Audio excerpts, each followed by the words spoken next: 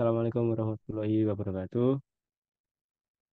Kami dari kelompok 4 Sistem Informasi 22B. Kami akan mempresentasikan hasil diskusi kami mengenai rancangan sebuah perusahaan dan juga mengenai diskusi SLA OLA yang terdapat pada perusahaan yang telah kami rancang.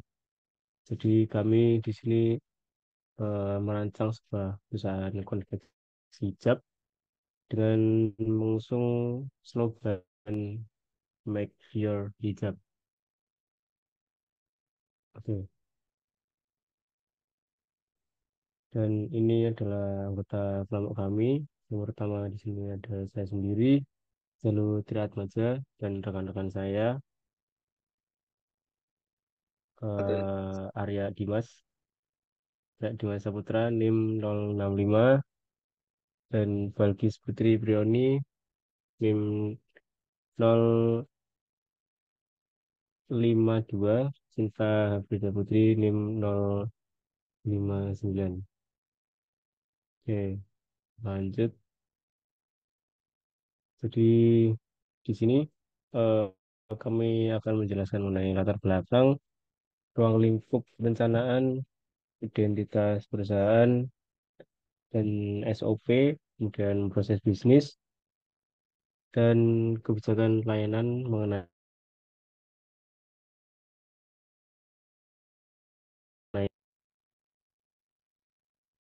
Oke, yang pertama di sini ada latar belakang, yakni globalisasi, mendorong pertumbuhan industri konveksi, khususnya pada lingkup hijab sebagai respon terhadap kebutuhan wanita muslim yang beragam. Kesempatan strategis terdapat dalam mendirikan perusahaan konveksi hijab yang menggabungkan fashion dan teknologi informasi.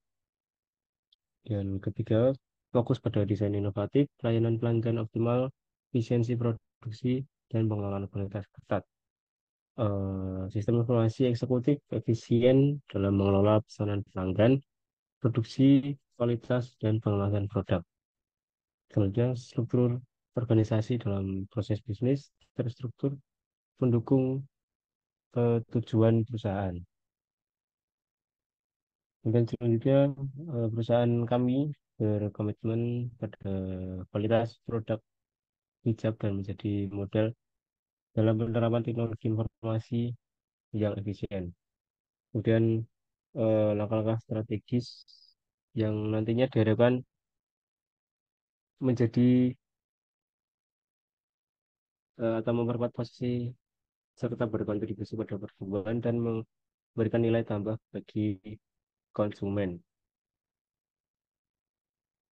Oke, ruang lingkup dari pembahasan ini yakni struktur organisasi dan proses bisnis, kemudian ada layanan dan kebijakan, dan yang terakhir ada RACI, yakni responsible, accountable, consult, and informant. Oke, mengenai deskripsi perusahaan, jadi perusahaan konveksi hijab yang akan dirancang merupakan sebuah perusahaan manufaktur konveksi yang berfokus pada proses produksi hijab dengan tema Make Your Hijab, dan ini adalah logo dari perusahaan yang kami rancang. Oke. Kemudian visi misi perusahaan sendiri, ini visi menjadi pemimpin dalam industri konveksi hijab dengan reputasi unggul dalam kualitas produk dan layanan pelanggan. Menjadikan setiap hijab sebagai ungkapan eksklusif dan kreatif dari identitas pribadi setiap pelanggan. Kemudian misi yang pertama adalah menghasilkan hijab berkualitas tinggi dengan beragam desain, warna, dan model yang mencerminkan keindahan dan keunikan dalam setiap helai hijab. Kemudian yang kedua, memberikan pelayanan pelanggan yang ramah dan responsif guna memenuhi kebutuhan dan preferensi setiap pelanggan dengan cermat. Dan selanjutnya, mengintegrasikan inovasi dan teknologi dalam proses produksi untuk meningkatkan efisiensi dan kualitas produk hijab.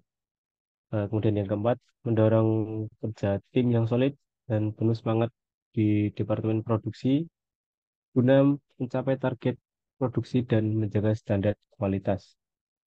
Dan yang terakhir, memberikan fleksibilitas dalam pengambilan produk sehingga pelanggan dapat merasakan kemudahan dan kenyamanan dalam mendapatkan hijab yang mereka pesan. Oke, kemudian di sini ada struktur perusahaan. Baik, jadi ini adalah gambaran dari struktur perusahaan yang kami rancang, di mana di sini terbagi menjadi tiga, yaitu untuk top management, middle management, dan low management. Pada top management terdapat direktur yang memiliki tugas seperti menentukan visi, misi, dan tujuan perusahaan, mengembalikan rencana strategis jangka panjang, mengambil keputusan strategis, mengawasi kinerja keseluruhan perusahaan, memelihara hubungan eksternal dengan mitra bisnis, pemasok bahan baku, dan pemangku kepentingan, dan juga bertanggung jawab penuh secara pribadi atas kerugian perusahaan apabila bersalah ataupun lalai dalam menjalankan tugasnya. Kemudian untuk middle management terdapat manajer yang bertugas memimpin dan mengkoordinasikan staf produksi, memastikan efisiensi dalam proses produksi dan pencapaian target produksi, memantau kualitas produk yang dihasilkan oleh konveksi hijab, mengawasi pengadaan bahan baku yang diperlukan untuk produksi, membuat laporan berkala tentang kinerja produksi, berkoordinasi dengan bidang-bidang yang ada, dan memantau dan menjaga jadwal produksi agar tetap sesuai dengan target yang ditetapkan. Kemudian untuk low management di sini terbagi menjadi 6, yaitu ada kepala bidang desain produk, kepala bidang pengemasan, kepala bidang kontrol kualitas, kepala bidang penyediaan material, kepala bidang layanan, dan kepala bidang produksi. Yang di mana mereka memiliki tugas masing-masing. Yaitu untuk kepala bidang desain produk, bertugas bertanggung jawab atas perancangan desain produksi hijab, berkoordinasi dengan tim desain untuk mengembangkan produk-produk baru, memastikan bahwa desain produk sesuai dengan kebutuhan pelanggan dan tren pasar. Kemudian untuk kepala bidang pengemasan, memiliki tugas seperti mengurus kemasan produksi hijab, memastikan kemasan aman dan menarik, dan melakukan perencanaan dan pengadaan material kemasan. Kemudian untuk kepala bidang kontrol kualitas, memiliki tugas bertanggung jawab atas pengawasan kualitas produk hijab, mengkoordinasikan pemeriksaan kualitas dan uji produk, dan yang terakhir memastikan produk memenuhi standar kualitas perusahaan sebelum dijual. Kemudian untuk kepala bidang penyediaan material, memiliki beberapa tugas seperti mengurus pengadaan bahan baku dan material untuk produksi hijab, memantau stok material dan mengatur pemesanan saat diperlukan, berusaha meminimalkan biaya persediaan sambil memastikan ketersediaan material, memberikan data pemilihan supplier dan bahan baku. Kemudian untuk kepala bidang layanan, memiliki tugas bertanggung jawab atas pelayanan pelanggan, menangani pertanyaan, masalah, dan keluhan pelanggan, dan memastikan kepuasan pelanggan dan berkontribusi pada retensi pelanggan. Kemudian yang terakhir yaitu kepala bidang produksi, memiliki tugas untuk melakukan perencanaan dan pengawasan proses produksi, pemeliharaan mesin dan peralatan, yang terakhir yaitu memastikan efisiensi dan peningkatan proses.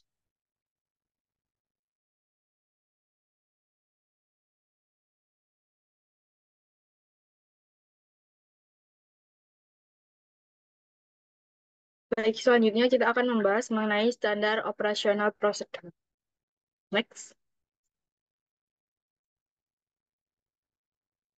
Nah, yang pertama ada SOP untuk layanan pelanggan. Yang pertama adalah proses penerimaan permintaan layanan. Di situ SOP-nya adalah staf layanan menerima pesanan melalui telepon, email, atau WA dan secara offline di pabrik. Kemudian staf layanan memberikan penjelasan mengenai produk yang ditawarkan oleh perusahaan. Kemudian staf layanan dapat menjawab kontak online pada jam 8 hingga jam 17.00 yaitu jam kerja. Dan juga harus dijawab paling lama 2 jam dari kontak masuk atau pesan masuk.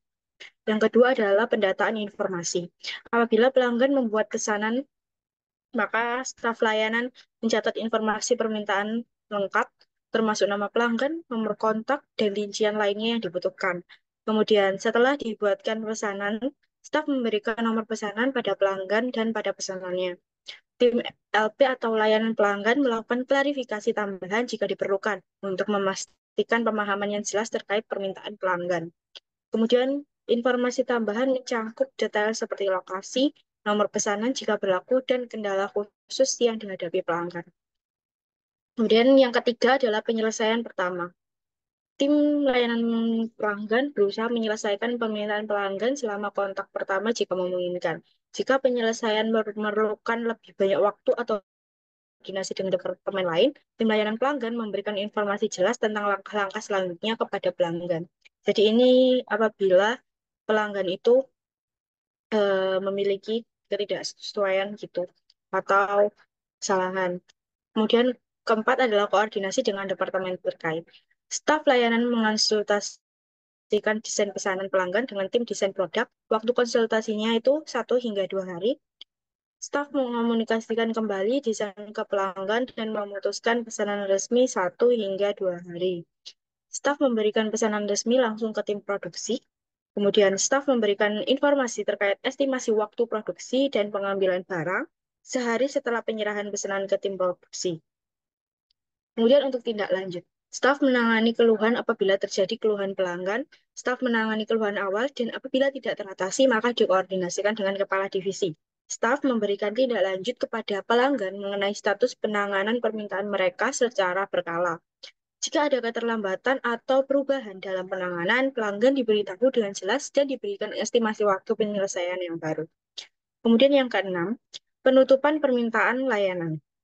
Setelah permintaan pelanggan diselesaikan, tim layanan pelanggan memberikan informasi kepada pelanggan dan memastikan kepuasan mereka.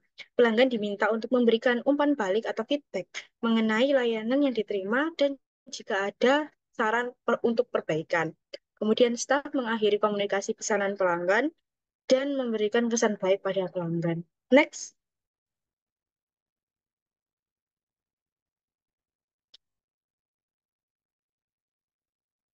Selanjutnya adalah SOP untuk desain produk. Nah, untuk desain produk sendiri yang pertama adalah perumusan konsep desain. Tim desain produk melakukan pertemuan awal dengan tim layanan pelanggan atau pihak yang mengajukan permintaan desain. Kemudian, diskusi melibatkan pemahaman mendalam terkait preferensi pelanggan, tujuan desain, dan kebutuhan pasar yang relevan. Kemudian, berdasarkan informasi yang diperoleh, tim desain produk merumuskan konsep desain awal, mempertimbangkan keunikan dan kreativitas, serta kepraktisan. Kemudian kedua adalah pengembangan desain awal. Konsep desain awal diimplementasikan dalam bentuk prototipe. Produk menggunakan alat desain yang sesuai. Desain awal diselesaikan 2 hingga 3 hari. Desain awal mencangkup detail desain, dimensi, dan fitur khusus yang diinginkan oleh pelanggan. Tim desain produk melakukan uji internal terhadap prototipe untuk memastikan fungsionalitas dan estetika yang diinginkan. Next.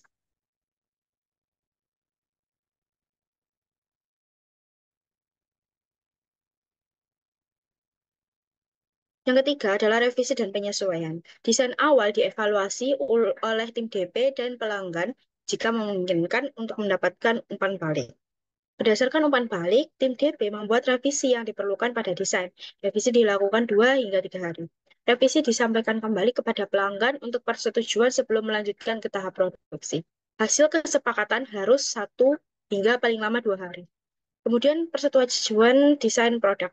Tim layanan pelanggan memfasilitasi pertemuan dengan pelanggan untuk menyajikan desain final yang telah direvisi.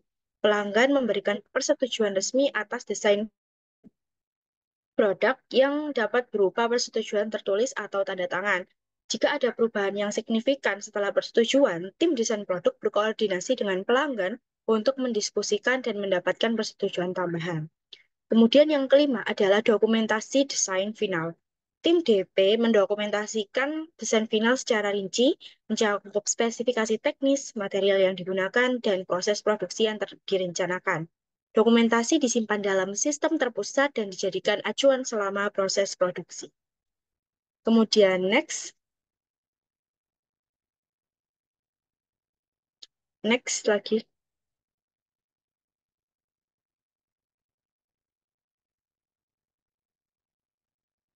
Nah, selanjutnya adalah SOP dalam pemilihan bahan hijab. Yang pertama adalah identifikasi kriteria pemilihan bahan.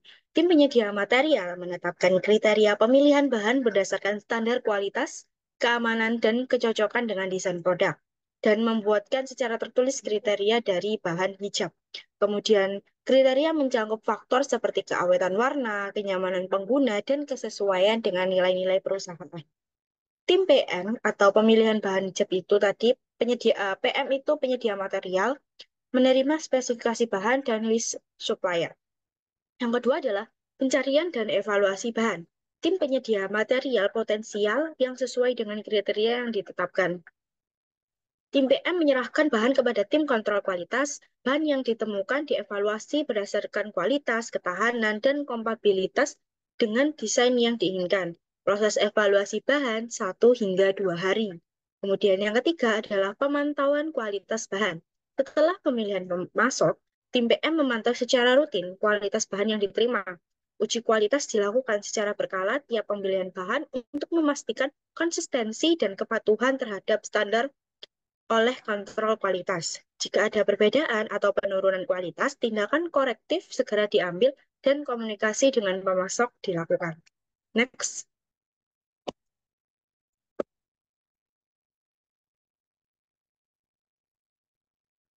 SOP pemilihan supplier. Yang pertama adalah identifikasi kebutuhan bahan, yaitu yang melakukan diskusi untuk membahas kebutuhan bahan berdasarkan tren pasar dan desain produk terbaru, menentukan spesifikasi bahan yang ditentukan, menetapkan detail kebutuhan bahan seperti jenis kain, warna, dan kuantitas, menentukan spesifikasi bahan yang dibutuhkan, mendokumentasikan spesifikasi bahan untuk referensi selanjutnya, kemudian dokumentasi yang akan dilakukan oleh bidang kontrol kualitas. Kemudian yang kedua adalah riset dan seleksi pemasok. Menyusun daftar pemasok potensial berdasarkan riset pasar dan industri, kemudian mendokumentasikan daftar pemasok, memeriksa portofolio, referensi, dan kapabilitas produksi pemasok potensial, mendokumentasikan hasil verifikasi, mendokumentasikan daftar pemasok potensial dan hasil verifikasi. Kemudian yang ketiga ada pemilihan kriteria supplier. Menetapkan standar kualitas dan spesifikasi supplier, menetapkan kriteria kualitas dan spesifikasi bahan, mendokumentasikan standar kualitas dan spesifikasi bahan, dokumentasi dilakukan oleh bidang kontrol kualitas. Yang keempat ada pengajuan penawaran. Mengajukan permintaan penawaran resmi kepada pemasok terpilih, menyusun detail kebutuhan dan syarat-syarat kontrak, mendokumentasikan permintaan penawaran dan spesifikasi bahan. Yang kelima ada evaluasi penawaran. Menilai aspek-aspek seperti harga, kualitas bahan, dan ketentuan pengiriman dari penawaran pemasok. Membuat dokumen resmi yang mencatat hasil evaluasi penawaran, mendokumentasikan hasil evaluasi penawaran. Next.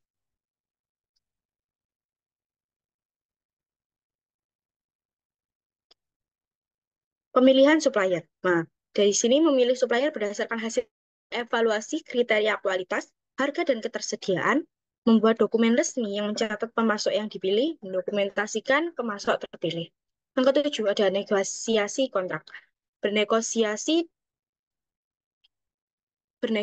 dengan pemasok terpilih untuk menetapkan syarat-syarat kontrak, mendokumentasikan hasil negosiasi dan syarat-syarat kontrak, mendokumentasikan syarat-syarat kontrak. Mungkin bisa back.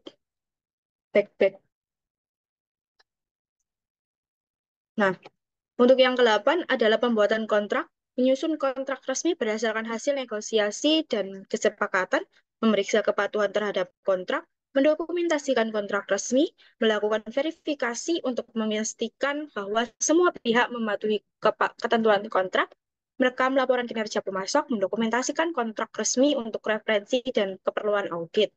Yang ke-9 ada monitoring kinerja pemasok, melakukan pemantauan terhadap waktu pengiriman, kualitas bahan, dan tanggapan terhadap permintaan perubahan.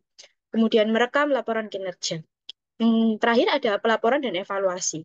Melakukan analisis terhadap efisiensi, kualitas, dan kepatuhan terhadap kontrak pemasok. Merekam laporan evaluasi, kemudian mendokumentasikan laporan evaluasi ke kinerja pemasok. Next.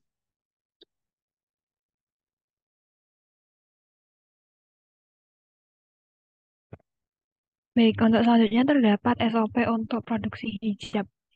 Yang pertama yaitu persiapan produksi, di mana tim produksi memeriksa dan menyiapkan fasilitas produksi serta memastikan bahwa peralatan dan mesin yang dibutuhkan berfungsi dengan baik. Lalu bahan-bahan yang akan digunakan dalam produksi hijab diperiksa untuk memastikan ketersediaan dan kualitasnya. Selanjutnya, desain produk dan spesifikasi teknis dievaluasi oleh tim produksi untuk memastikan pemahaman yang jelas sebelum memenuhi produksi. Selanjutnya yang kedua terdapat pembuatan prototipe produksi, di mana sebuah prototipe produksi dibuat berdasarkan desain dan spesifikasi yang telah ditetapkan. Tim produksi melakukan uji coba internal terhadap prototipe untuk memastikan bahwa produksi memenuhi standar kualitas dan desain yang diinginkan. Lalu hasil uji coba direview bersama tim desain produk dan jika diperlukan revisi dilakukan. Next, yang ketiga terdapat produksi massal. Yang pertama, setelah persetujuan prototipe, produksi massal dimulai sesuai dengan jumlah pesanan yang telah diterima. Selanjutnya, pemantauan ketat terhadap kualitas dan efisiensi produksi dilakukan untuk memastikan produk memenuhi standar yang ditetapkan. Jika ada masalah produksi yang muncul, tim produksi bertanggung jawab untuk mengidentifikasi dan menyelesaikan masalah tersebut. Selanjutnya terdapat pengendalian persediaan, di mana persediaan bahan dan produk dalam proses dipantau secara berkala untuk memastikan ketersediaan dan ketepatan waktu produksi. Tim produksi berkoordinasi dengan tim penyedia material untuk memastikan ketersediaan bahan yang cukup selama periode produksi. Penyesuaian persediaan ini dilakukan sesuai dengan permintaan dan perubahan dalam pesanan, termasuk ke penyediaan material. Next. Selanjutnya terdapat pemeriksaan akhir produksi. Setelah produksi selesai, produk akhir diperiksa secara menyeluruh oleh tim kontrol kualitas.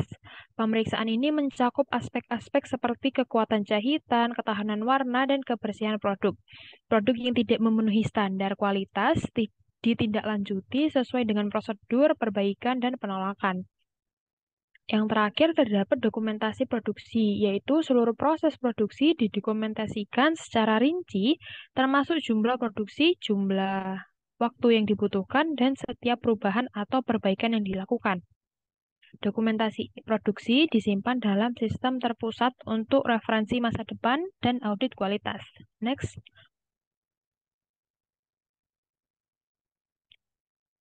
Selanjutnya terdapat SOP kontrol kualitas. Yang pertama yaitu pengembangan standar kualitas. Tim kontrol kualitas membuat standar kualitas serta terus mengembangkan minimal 6 bulan sekali. Lalu mencatat dan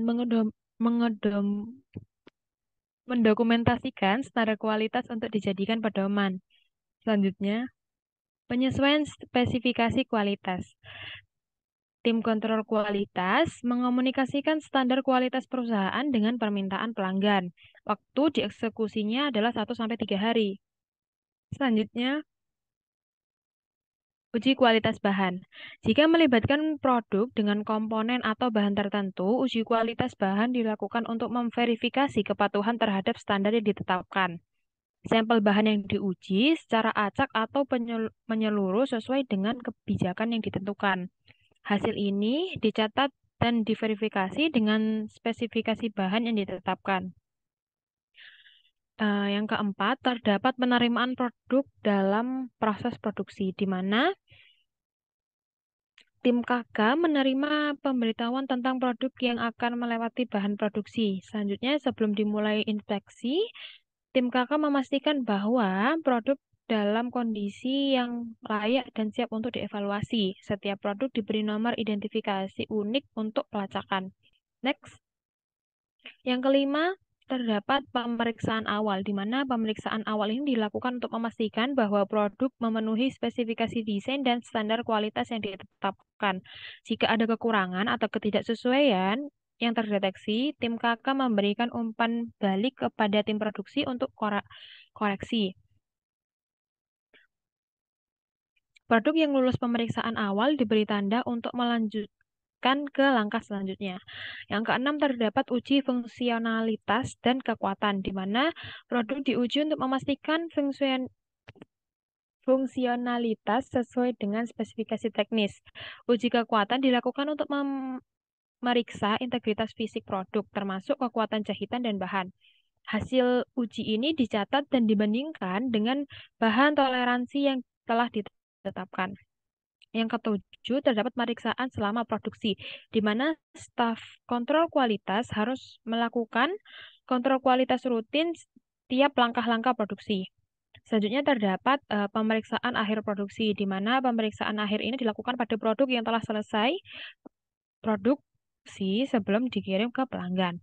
Selanjutnya, produk diperiksa untuk memastikan bahwa semua fitur dan aksesoris ada dan kondisi produk memenuhi standar kualitas. Jika produk tidak memenuhi standar, tindakan korektif dilakukan sebelum pengiriman. Yang terakhir terdapat dokumentasi dan pelaporan, di mana hasil pemeriksaan dicatat secara rinci, mencakup nomor identifikasi produk, tanggal pemeriksaan, dan hasil inspeksi. Jika ada penemuan atau isu kualitas, laporan diteruskan kepada tim produksi dan pemilihan bahan untuk tindakan lebih lanjut. Next.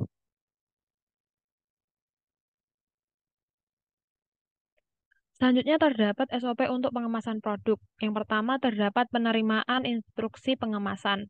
Tim pengemasan menerima instruksi pengemasan dari tim produksi atau pihak terkait, di mana instruksi ini mencakup jumlah produksi yang akan dikemas, jenis kemasan yang digunakan, dan petunjuk pengemasan khusus. Setiap instruksi dilengkapi dengan daftar pemeriksaan untuk memastikan kelengkapan atau keakuratan pengemasan. Yang kedua, terdapat pemilihan material kemasan. Tim pengemasan memilih bahan kemasan sesuai dengan instruksi dan standar kualitas yang ditetapkan. Pemilihan kemasan ini mencakup pemastian keberlanjutan dan kesesuaian dengan produk yang akan dikemas. Jika ada spesifikasi khusus, tim pengemasan memverifikasi bahwa ada bahan kemasan memenuhi persyaratan tersebut. Yang ketiga, terdapat pengaturan area pengemasan. Area pengemasan ini disiapkan dan dibersihkan sebelum memulai proses pengemasan. Alat pengemasan, mesin, dan peralatan pelengkapan uji untuk memastikan kesiapan operasional. Lingkungan kerja dijaga agar steril dan sesuai dengan persyaratan kebersihan produk.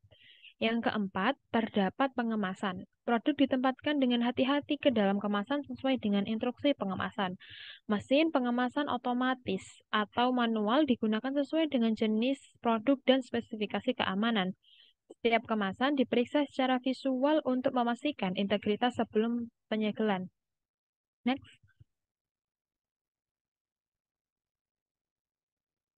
Next. Yang kelima, terdapat pelabelan, di mana setelah produk dimasukkan ke dalam kemasan, kemasan disegel sesuai dengan metode yang ditentukan. Label produk termasuk informasi identifikasi, tanggal produksi, dan instruksi pengemasan ditempatkan dengan rapi dan sesuai. Setiap produk yang disegel dan diberi label diverifikasi untuk kebenaran dan keamanan penyegelan. Yang keenam, terdapat akhir produk terkemas. Setelah pengemasan selesai, produk terkemas ini diperiksa secara menyeluruh untuk memastikan kelengkapan dan kepatuhan terhadap instruksi pengemasan. Produk yang tidak memenuhi standar kualitas atau terdapat cacat dalam kemasan ditandai dan ditindaklanjuti. Next. Yang terakhir, terdapat pengaturan dan penyimpanan produk yang sudah dikemas, di mana produk yang sudah dikemas ini disusun dengan rapi dan siap untuk penyimpanan atau pengiriman. Area penyimpanan harus sesuai dengan persyaratan lingkungan untuk memastikan keamanan dan kelestarian produk. Setiap produk yang sudah dikemas dilacak dengan nomor identifikasi untuk memudahkan pelacakan jika diperlukan. Next.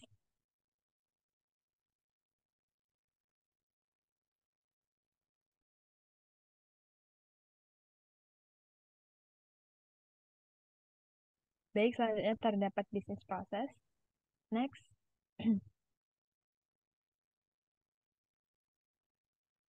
Jadi, di dalam perusahaan ini terdapat 7 bisnis proses. Yang pertama yaitu bisnis proses layanan pelanggan, bisnis proses desain produk, bisnis proses pemilihan kualitas bahan, bisnis proses pemilihan supplier, bisnis proses produksi hijab, bisnis proses kontrol kualitas, dan yang terakhir bisnis proses pengemasan produk.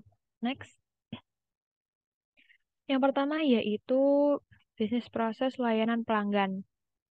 Langkah awalnya yaitu terdapat taks memberikan layanan yang sopan dan responsif kepada pelanggan. Di sini menghasilkan sebuah data objek, interaksi dengan pelanggan, dan catatan layanan.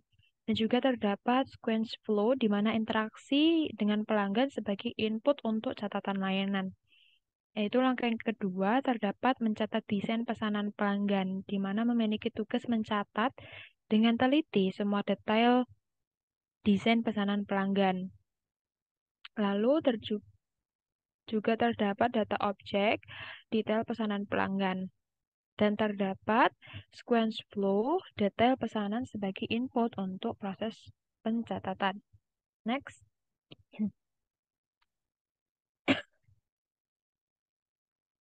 Langkah ketiga yaitu konsultasi kebutuhan dengan divisi desain produk, di mana terdapat tugas mengonsultasikan kebutuhan desain pelanggan dengan divisi desain produk, menghasilkan sebuah data objek yaitu mengenai data detail kebutuhan desain pelanggan. Terdapat sequence flow, detail kebutuhan desain sebagai output dari konsultasi ini.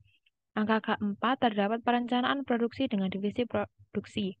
Terdapat taks merencanakan proses produksi dengan divisi produksi, menghasilkan sebuah data objek rencana produksi yang disepakati, dan terdapat sequence flow rencana produksi sebagai output dari proses ini. Next. Langkah kelima yaitu pembuatan pesanan resmi, di mana terdapat tugas membuat pesanan resmi dengan nomor referensi pesanan. Juga terdapat data objek pesanan resmi, nomor referensi pesanan. Di sini terdapat dua giveaway. Yang pertama, exclusive giveaway, yaitu pemilihan pesanan yang akan diambil untuk proses selanjutnya. Dan juga terdapat sequence flow pesanan resmi sebagai input dari proses ini. Langkah keenam yaitu memberitahukan waktu produksi dan pengambilan barang. Terdapat taks pemberitahuan pelanggan tentang waktu produksi dan pengambilan barang, menghasilkan sebuah data objek informasi waktu produksi dan pengambilan barang. Terdapat sequence flow informasi tersebut sebagai output dari proses pemberitahuan. Next, terdapat langkah 7 yaitu penanganan komplain atau keluhan. Terdapat taks menangani komplain atau keluhan pelanggan, menghasilkan sebuah data objek, detail komplain atau keluhan.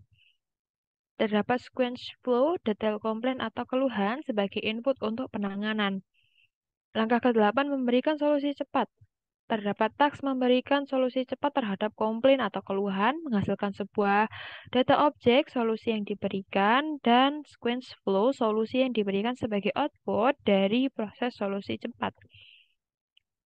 Next, langkah terakhir yaitu tanggapan terhadap komplain atau keluhan. Terdapat taks meninjau keluhan atau komplain yang tidak dapat ditangani oleh cepat, menghasilkan sebuah data objek detail dari keluhan atau komplain. Terdapat exclusive gateway, yaitu pemilihan tindakan yang akan diambil jika solusi cepat tidak memadai. Terdapat sequence flow, tanggapan atau tindakan yang diambil sebagai output dari proses ini. Next. Nah, di sini terdapat flowchart untuk bisnis proses layanan pelanggan. Yang pertama di sini, divisi layanan pelanggan sendiri melakukan penerimaan interaksi pelanggan, survei, dan analisis data. Dilanjutkan dengan mencatat detail pesanan pelanggan, lalu mengonsultasikan kebutuhan desain pelanggan dengan desainer, lalu dilanjutkan dengan kegiatan yang dilakukan oleh divisi desain produk. Terdapat kolaborasi pembuatan desain sesuai dengan keinginan pelanggan, lalu dikembalikan lagi kepada divisi layanan pelanggan. Mengomunikasikan kebutuhan desain pelanggan untuk produksi. Selanjutnya membuat pesanan resmi dengan detail pesanan. Lalu ini akan diberikan kepada divisi produksi untuk melakukan rencana produksi, lalu dikembalikan lagi untuk memberikan estimasi waktu produksi dan pengambilan barang, lalu mencatat keluhan pelanggan dan menangani keluhan awal, lalu memberikan solusi awal terhadap keluhan pelanggan, lalu berkoordinasi dengan manajer atas keluhan yang tidak teratasi. Next. Nah, di sini terdapat gambaran dari BPMN yang sudah dijelaskan sebelumnya, dan di sini sudah tergambar semua task, data objek atau artefak, dan sequence flow yang ada. Next. Selanjutnya yaitu terdapat proses bisnis desain produk. Langkah awal yaitu mengidentifikasi kebutuhan pelanggan. Terdapat sebuah tugas melakukan survei, wawancara, analisis, dan data pelanggan. Selanjutnya terdapat data objek, preferensi, kebutuhan, data pelanggan. Terdapat sequence flow di mana data pelanggan ini digunakan sebagai input untuk proses identifikasi. Selanjutnya, langkah kedua yaitu pengembangan konsep awal, di mana terdapat tugas pengembangan konsep awal oleh divisi desain produk. Terdapat data objek, konsep desain awal, dan terdapat exclusive gateway, yaitu pemilihan konsep yang akan diambil ke langkah berikutnya. Langkah ketiga yaitu menyusun desain rinci. Terdapat sebuah tugas pengembangan desain rinci berdasarkan konsep terpilih, menghasilkan sebuah data objek, yaitu sketsa detail, model, dan dokumentasi teknis. Terdapat association, yaitu mengaitkan desain rinci dengan konsep yang telah dipilih sebelumnya. Next, langkah keempat, terdapat evaluasi dan persetujuan pelanggan. Terdapat sebuah tugas presentasi kepada pelanggan untuk umpan balik atau persetujuan. Terdapat data objek umpan balik pelanggan dan desain yang disetujui. Terdapat parallel gateway menerima umpan balik pelanggan dan revisi desain dapat terjadi secara bersamaan. Langkah 5, dokumentasi desain. Terdapat task membuat dokumentasi lengkap dari desain yang disetujui, menghasilkan sebuah data objek, gambar teknis, spesifikasi panduan produksi, dan juga menghasilkan sebuah data store penyimpanan dokumen desain. Langkah keenam yaitu transfer ke divisi produksi. Terdapat sebuah tugas menyampaikan dokumen desain ke divisi produksi, menghasilkan sebuah data objek, dokumen desain yang lengkap. Dan juga terdapat message flow, pesanan atau informasi dari divisi desain ke divisi produksi. Next. Nah, di sini terdapat gambar flowchart yang menggambarkan di mana aliansi dari divisi desain produk, divisi layanan pelanggan, dan divisi produksi saling berkoordinasi dalam bisnis proses desain produk ini. Next. Nah, selanjutnya di sini terdapat BPMN dari proses bisnis desain produk. Nah, di sini juga sudah tergambar jelas dari proses identifikasi keluhan pelanggan, dilanjutkan dengan survei pelanggan dan wawancara pelanggan, lalu dilanjutkan untuk mengelola dan menganalisis hasil tersebut. Nah, itu semua dilakukan oleh layanan pelanggan, lalu diserahkan kepada divisi desain produk untuk melakukan brainstorming konsep, lalu dilanjutkan dengan seleksi konsep, pengembangan sketsa detail, dan pembuatan model, serta membuat dokumentasi teknis. Lalu, divisi desain produk ini melakukan presentasi dan umpan balik kepada pelanggan. Lalu dilanjutkan dengan dokumentasi desain akhir.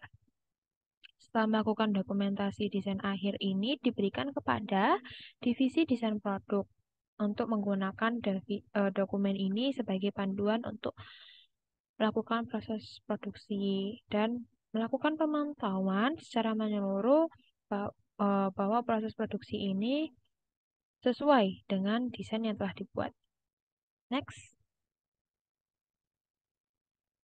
Baik, untuk selanjutnya akan dijelaskan oleh teman saya.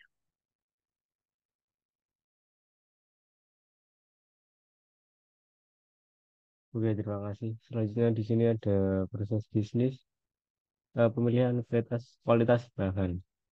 Jadi nanti akan ada beberapa langkah, yakni yang pertama menerima spesifikasi bahan, yakni dengan tugas menyusun dokumen spesifikasi kualitas bahan. Dan nanti data objeknya merupakan dokumen spesifikasi bahan, kemudian terdapat message flow berupa aliran pesan komunikasi antara kepala bidang kontrol kualitas dan tim bidang penyediaan material. Kemudian yang selanjutnya langkah kedua yakni melakukan list supplier, yakni menyusun list supplier yang kemudian akan terdapat dokumen list supplier dengan sequence flow detail data masing-masing supplier. Langkah yang ketiga ini evaluasi dan seleksi supplier. Dengan melakukan penilaian kualitas dan kapabilitas dari pemasok atau supplier dengan data objek ini pemasok pada nantinya akan terpilih. Kemudian terdapat sequence flow, yakni detail evaluasi pemasok secara keseluruhan. Kemudian yang keempat, yakni pengajuan sampel dengan task atau tugas, yakni menyusun dokumen permintaan sampel, kemudian dokumen permintaan sampel berupa data objek, kemudian akan terdapat message flow, jadi berupa aliran pesan komunikasi antara tim bidang penyedia material dan supplier terkait pengajuan sampel. Yang kelima, evaluasi sampel dari pengujian sampel, kemudian akan dilakukan evaluasi dengan data objek, yakni berupa dokumen laporan dan rekomendasi. Kemudian sequence flow berupa detail data dari data evaluasi sampel. Yang keenam ada keputusan pemilihan bahan, yakni menganalisis hasil evaluasi sampel dengan menentukan bahan-bahan yang terpilih. Kemudian terdapat message flow berupa komunikasi antara tim bidang kontrol kualitas dan tim bidang penyediaan material. Dan yang terakhir di sini ada pembelian dan penerimaan bahan dengan menyusun dokumen pesanan pembelian berdasarkan keputusan pemilihan bahan. Kemudian data objeknya berupa pelaporan data pesanan, pembelian, dan penerimaan pesanan. Kemudian sequence flow, yakni detail pembelian dan penerimaan data pemesanan. Oke, jadi ini adalah flowchart dari bisnis proses tersebut, yang pemilihan kualitas bahan. Jadi dimulai dari divisi bidang kontrol kualitas, kemudian melakukan identifikasi, spesifikasi bahan, kemudian akan berkolaborasi dengan penyediaan material, divisi penyediaan material yang akan menerima spesifikasi bahan, kemudian melakukan list flyer, dan akan dikembalikan lagi ke divisi bidang kontrol kualitas dengan melakukan evaluasi dan seleksi supplier. Kemudian dilakukan pengujian sampel dan evaluasi, kemudian akan dilakukan penerimaan spesifikasi bahan kembali pada divisi penyediaan material. Kemudian akan melakukan pembelian bahan dan prosesnya akan berakhir. Nah, di sini BPMN dari proses bisnis yang sebelumnya, mulai dari identifikasi kebutuhan kualitas hingga pembelian dan penerimaan barang. Oke, selanjutnya ada proses bisnis pemilihan supplier. Jadi langkah pertama yakni identifikasi kebutuhan bahan mulai dari jenis kain, warna, dan kualitas dengan membuat dokumentasi spesifikasi kebutuhan bahan dengan tim yang terlibat yakni tim bidang penyediaan material.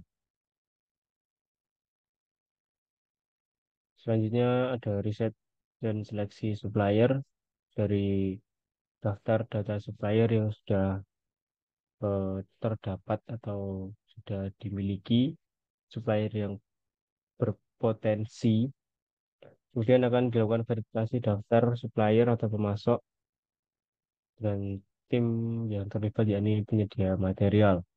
Kemudian langkah berikutnya yakni pemilihan kriteria supplier dengan melakukan penetapan standar kualitas supplier.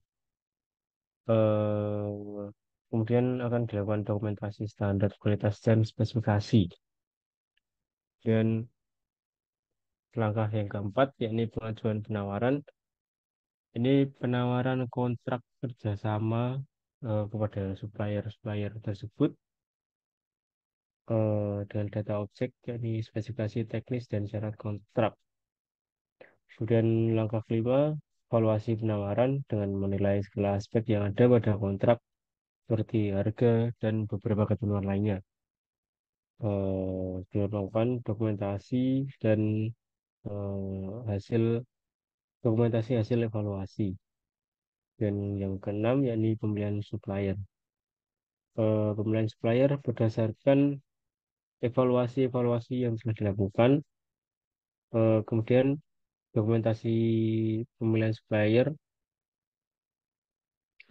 dilakukan berdasarkan standar kualitas dan spesifikasi yang telah dipenuhi.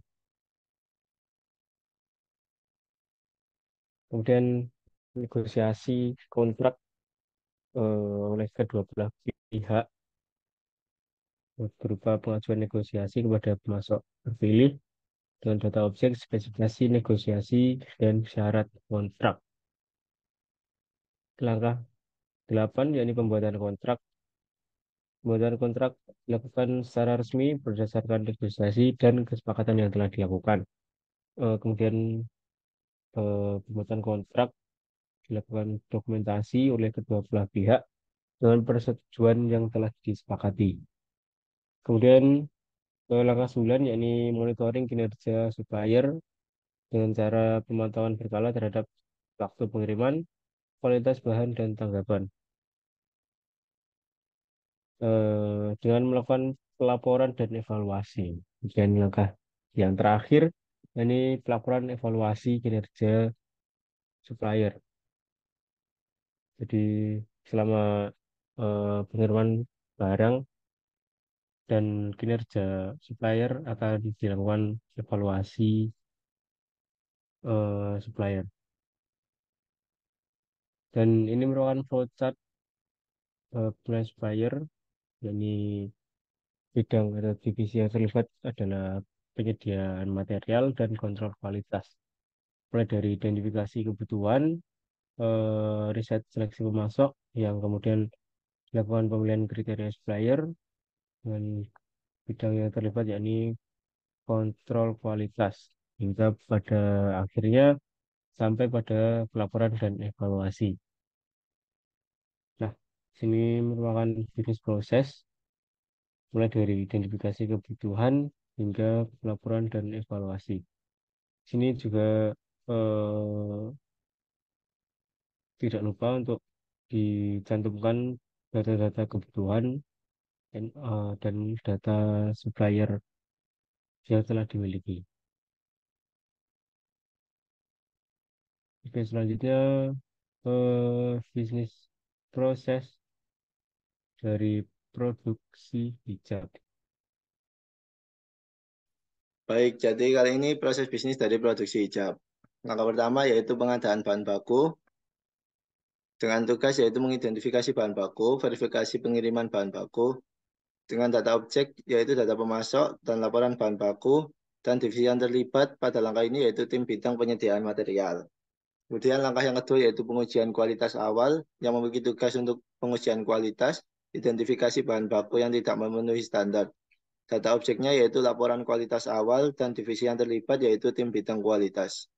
Kemudian untuk langkah ketiga yaitu membuat prototipe produksi.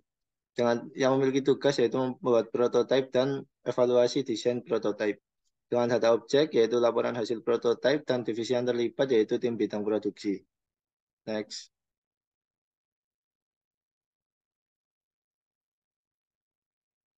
Kemudian langkah yang keempat yaitu uji coba internal yang memiliki tugas melakukan uji coba produksi dalam skala kecil dan divisi yang terlibat yaitu tim bidang produksi. Kemudian langkah yang kelima yaitu review hasil uji coba dengan tugas menganalisis hasil uji coba, menentukan apakah prototipe memenuhi standar kualitas dan membuat keputusan produksi. Dengan data objek yaitu laporan desain hasil uji coba dan divisi yang terlibat yaitu tim bidang desain produk. Kemudian langkah yang keenam yaitu produksi. Dengan tugas memantau dan mengendalikan semua proses produksi dan juga melakukan pengawasan kualitas selama produksi. Data objeknya yaitu data produksi dan laporan produksi harian dan divisi yang terlibat yaitu tim bidang produksi. Next.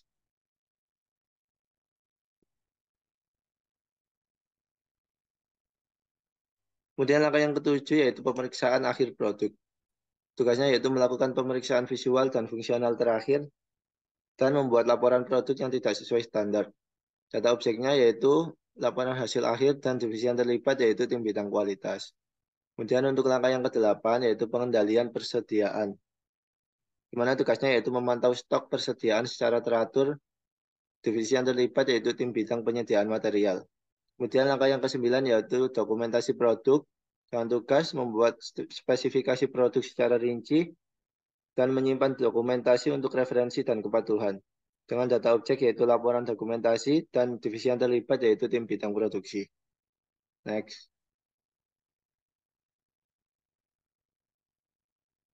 Dan ini adalah flowchart dari proses bisnis bidang produksi. Next. Lalu ini ada BPMN dari proses bisnis produksi hijab, di mana di awal yaitu proses pengadaan bahan baku sesuai dengan desain yang diminta dengan menggunakan data pemasok yang sudah ada, kemudian menuju ke pengujian kualitas awal yang menghasilkan laporan kualitas awal. Setelah itu tim produksi akan membuat prototipe produksi. Setelah dilakukan melakukan prototipe produksi yaitu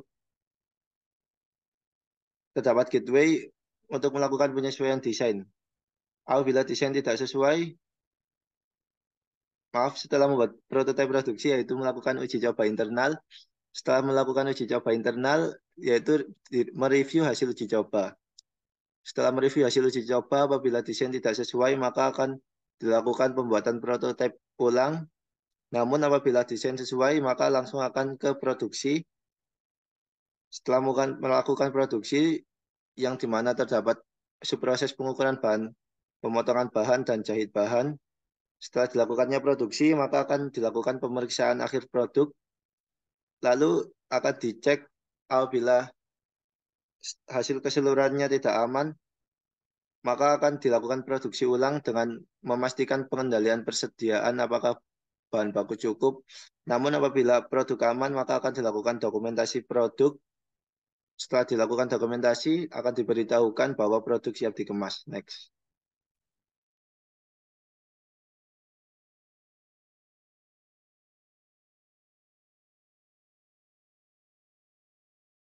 Baik, selanjutnya adalah proses bisnis untuk kontrol kualitas. Langkah pertama adalah pengembangan standar kualitas. Untuk tugasnya, pengembangan standar kualitas dasar. Data objeknya adalah kriteria standar kualitas. Langkah kedua adalah penyesuaian spesifikasi kualitas. Kemudian untuk data objeknya, spesifikasi kualitas yang disesuaikan. Kemudian langkah ketiga adalah inspeksi bahan baku. Untuk data objeknya adalah bahan baku yang telah memenuhi standar. Yang keempat ada pemeriksaan selama produksi, yaitu tugasnya adalah memeriksa selama produksi dan tindakan perbaikan jika diperlukan. Data objeknya adalah hasil pemeriksaan dan tindakan perbaikan. Next.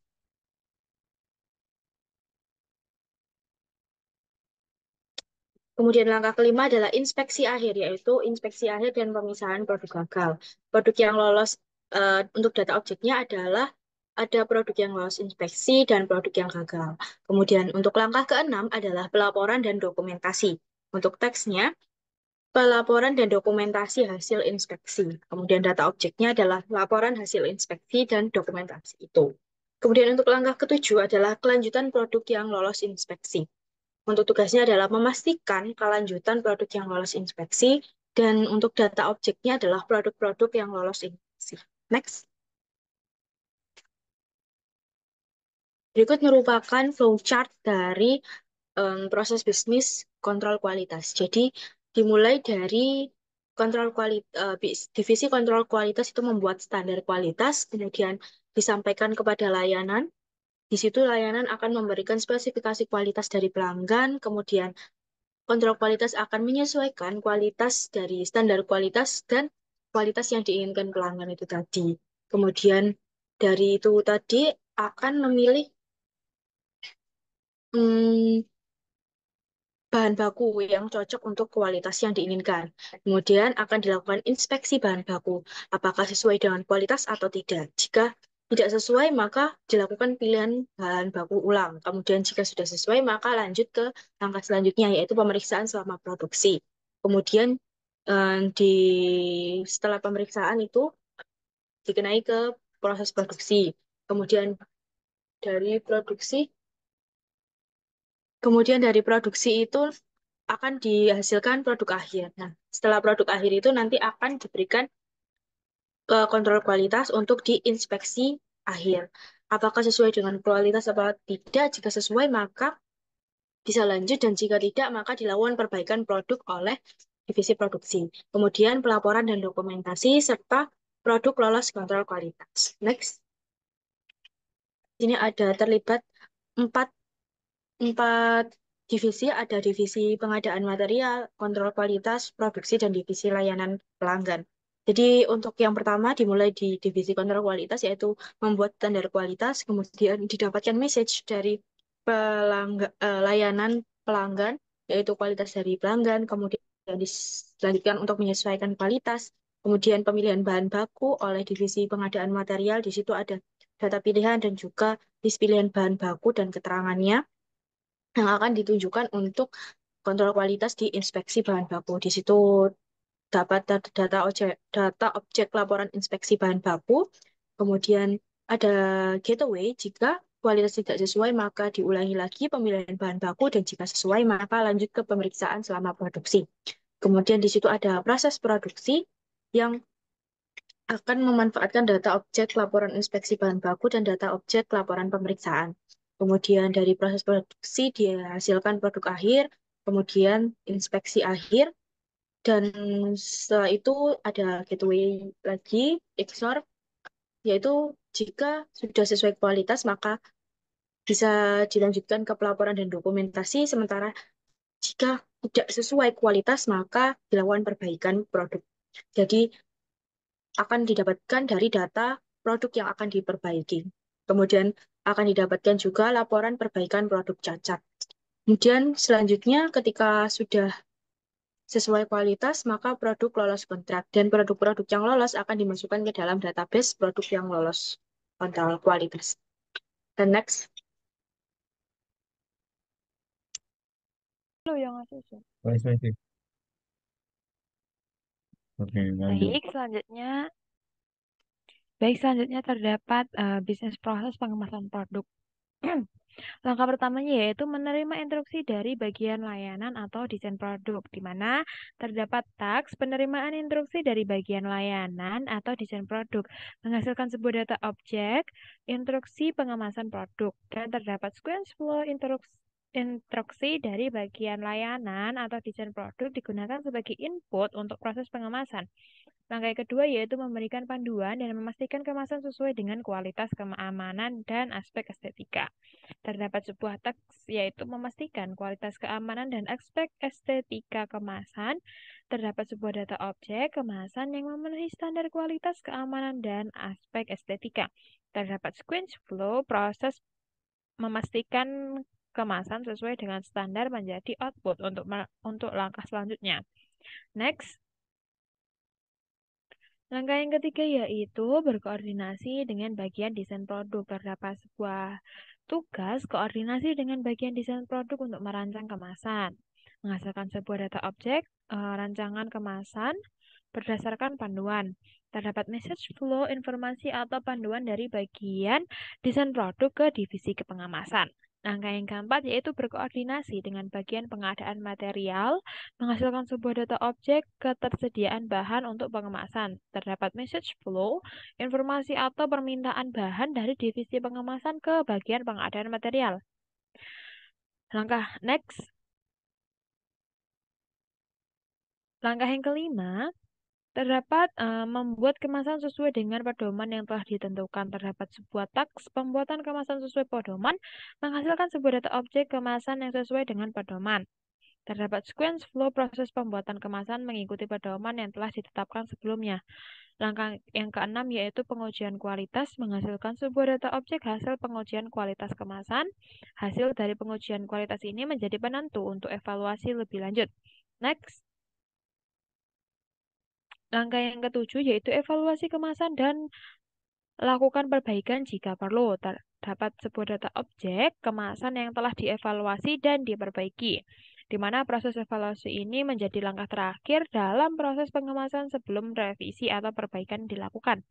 Langkah ke-8 yaitu identifikasi dan persiapan produk untuk pengemasan akhir. Terdapat sebuah taks identifikasi dan persiapan produk untuk pengemasan akhir, di mana data objek produk yang telah diidentifikasi dan disiapkan untuk pengemasan akhir. Terdapat sebuah sequence flow, yaitu produk yang telah dipersiapkan menjadi input untuk langkah pengemasan akhir. Next. Langkah selanjutnya, langkah ke-9, yaitu proses pengemasan akhir, menghasilkan sebuah data objek produk yang telah dikemas akhir. Produk yang telah dikemas akhir ini menjadi output dari proses pengemasan akhir. Langkah selanjutnya yaitu pengecekan kualitas akhir. Terdapat sebuah taks pengecekan kualitas akhir produk dan kemasan, menghasilkan sebuah objek hasil pengemasan kualitas akhir. Hasil dari pengecekan kualitas akhir ini menjadi penentu untuk langkah selanjutnya. Next.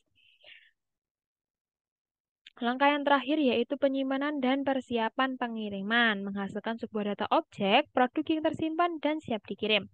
Produk yang sudah siap dikirim ini menjadi sebuah output dari langkah ini. Next.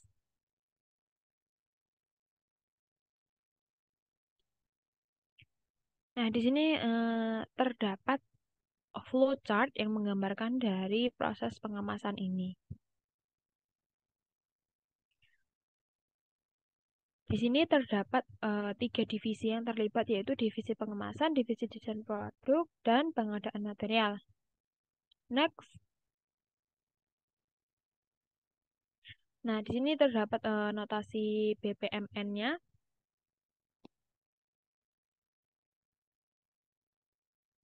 Nah, di sini diawali dengan terdapat start message dari divisi produksi,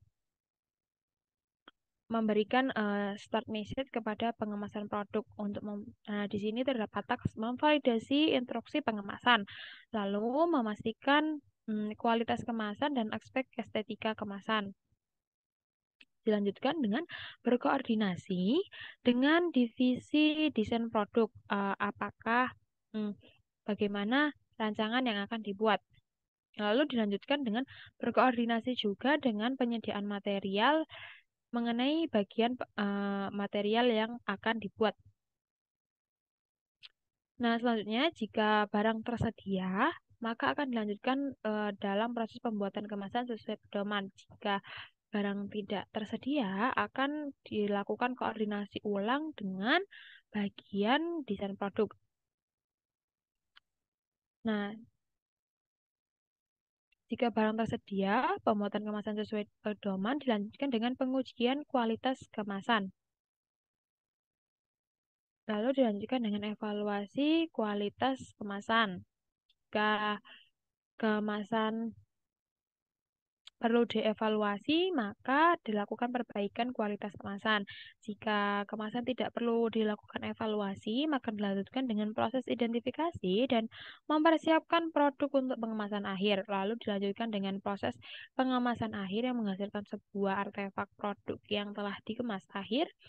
Dan selanjutnya terdapat pengecekan kualitas akhir, menghasilkan hasil pengecekan kualitas akhir. Dan selanjutnya langkah terakhir yaitu penyimpanan dan persiapan pengiriman. Produk yang tersimpan dan siap dikirim. Baik, next.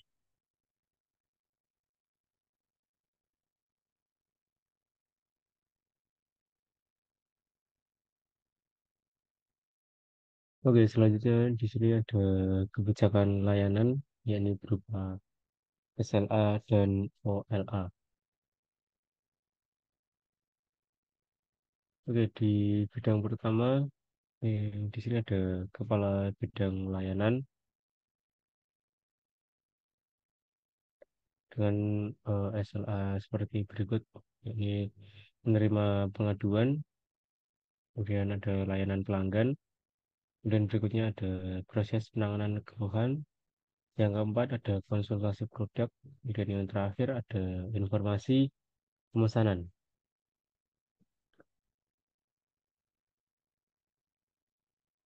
Nah, di sini dari beberapa SLA tadi, kemudian akan dipecah menjadi beberapa OLA. Jadi yang pertama OLA dari penerimaan pengaduan, yakni berupa yang pertama penerimaan pengaduan dan analisis pengaduan. Kemudian yang kedua, yang berikutnya ini ada OLA dari layanan pelanggan, yakni pemeliharaan platform, dan kemudian ada pemecahan masalah teknis. Nah, berikutnya ada OLA dari penanganan keluhan, yakni analisis keluhan dan penanganan keluhan pelanggan. Jadi pada masing-masing LA ini eh, kemudian akan dilakukan berbagai proses, yakni seperti yang tercantum pada slide. Oke, berikutnya ada OLA dari SLA konsultasi produk. Jadi yang pertama ada penerimaan konsultasi, yang kedua ada penyediaan informasi, yang keempat ada evaluasi kualitas informasi. Maaf, maksud saya yang terakhir dari OLA ini evaluasi kualitas informasi. Dan selanjutnya ada OLA dari informasi pemesanan. Jadi ada persiapan informasi pemesanan, kemudian pengiriman informasi, dan yang terakhir ada validasi informasi pemesanan, yakni berupa pemantauan dari informasi pemesanan.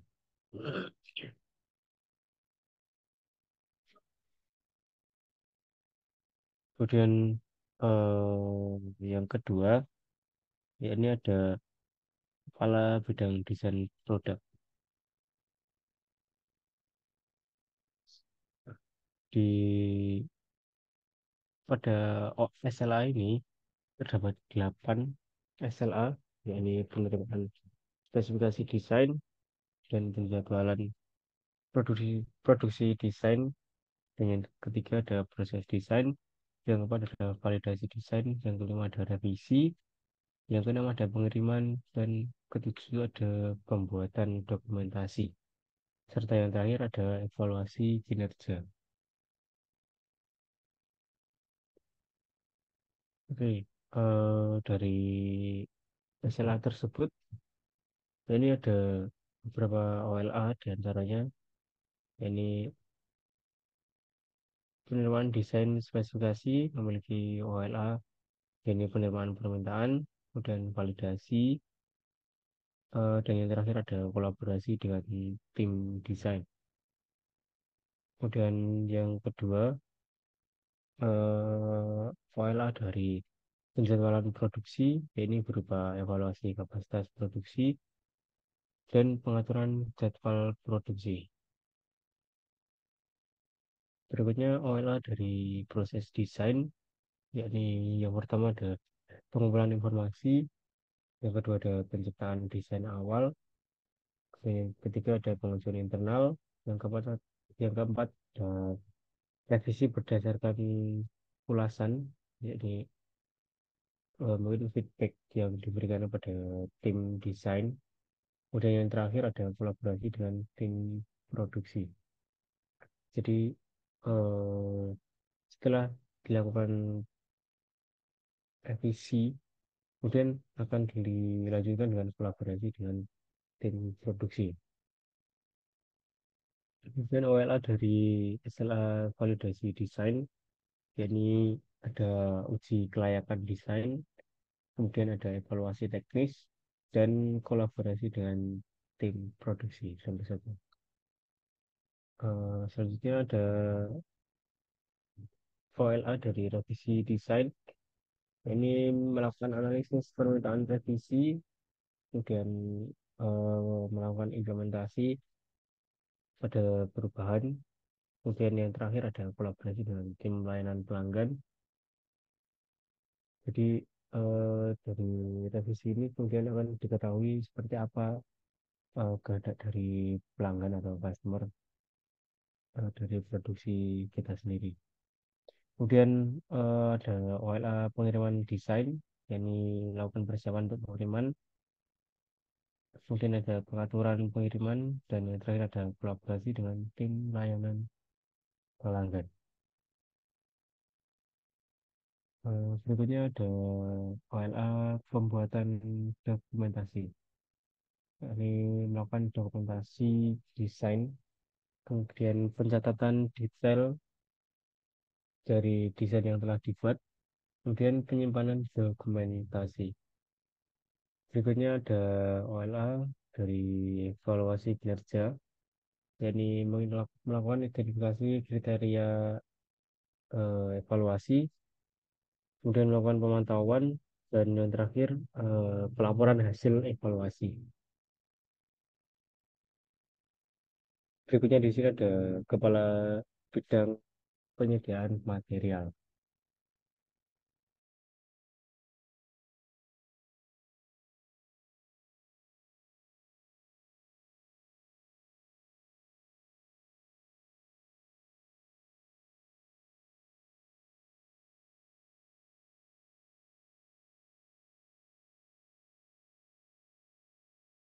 Baik, kali ini ada SLA dan OLA dari Kepala Bidang Penyediaan Material. Next.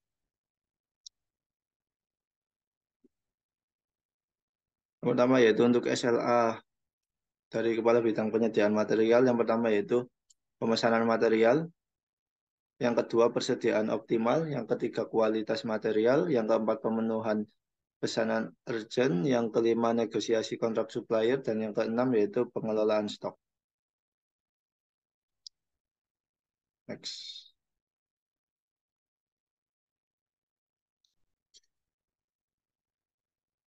Yang pertama yaitu OLA dari SLA proses pemesanan material.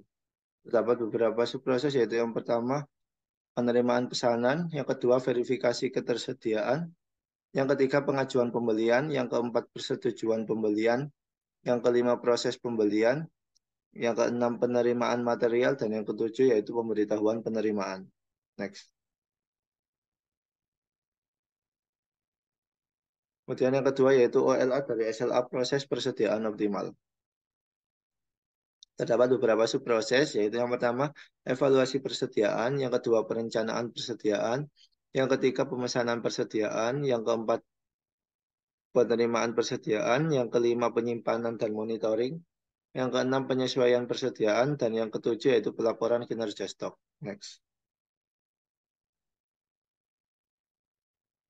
Yang ketiga yaitu OLA dari SLA proses kontrol kualitas material. Yang pertama yaitu penetapan standar kualitas, yang kedua penerimaan material, yang ketiga pengujian kualitas, yang keempat pelaporan hasil kualitas, yang kelima pengelolaan penyimpangan, dan yang keenam yaitu evaluasi pemasok. Next.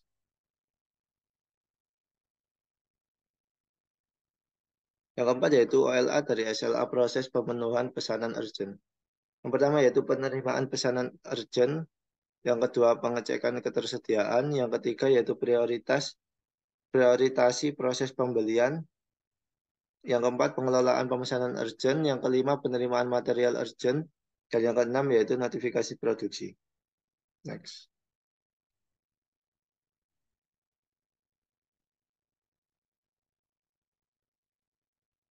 Kemudian ada OLA dari SLA proses negosiasi kontrak supplier. Terdapat beberapa subproses, yaitu yang pertama, penyusunan daftar kebutuhan. Yang kedua, identifikasi calon supplier. Yang ketiga, yaitu pengajuan penawaran. Yang keempat, yaitu evaluasi penawaran. Yang kelima, negosiasi harga dan persyaratan.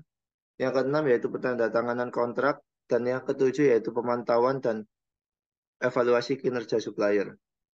Next. Yang terakhir, yaitu OLA dari SLA proses pengelolaan stok. Terdapat beberapa subproses, yaitu yang pertama, evaluasi stok. Yang kedua, pemantauan pergerakan stok. Yang ketiga, reorder material. Yang keempat, pemesanan dan penerimaan material. Yang kelima, penyimpanan dan organisasi stok. Yang keenam, penyesuaian persediaan. Dan yang ketujuh, yaitu pelaporan kinerja stok.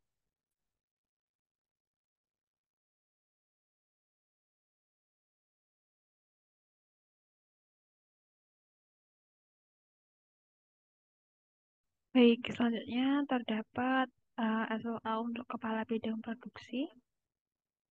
Next.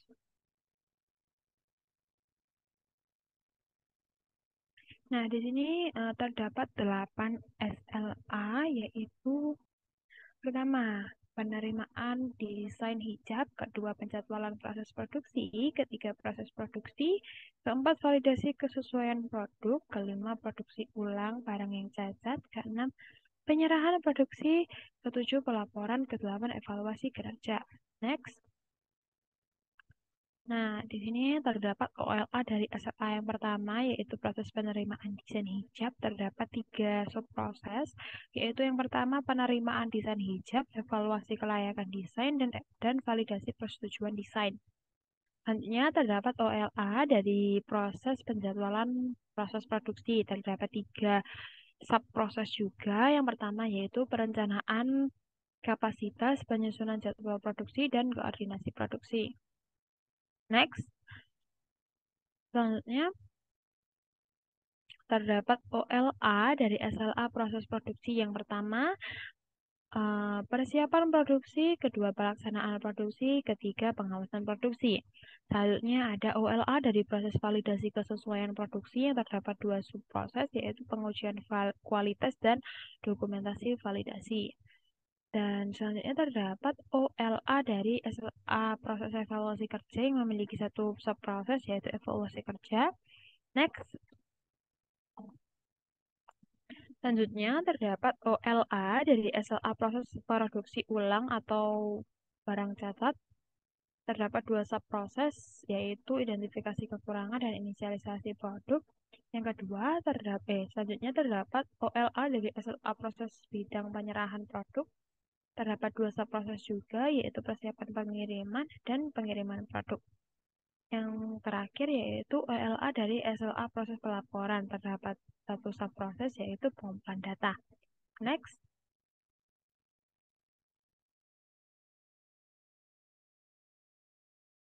Baik, selanjutnya adalah kita akan membahas kebijakan layanan dari Kepala Bidang Pengemasan atau di sini yang dimaksudkan adalah PIC-nya adalah Kepala Bidang Pengemasan. Next.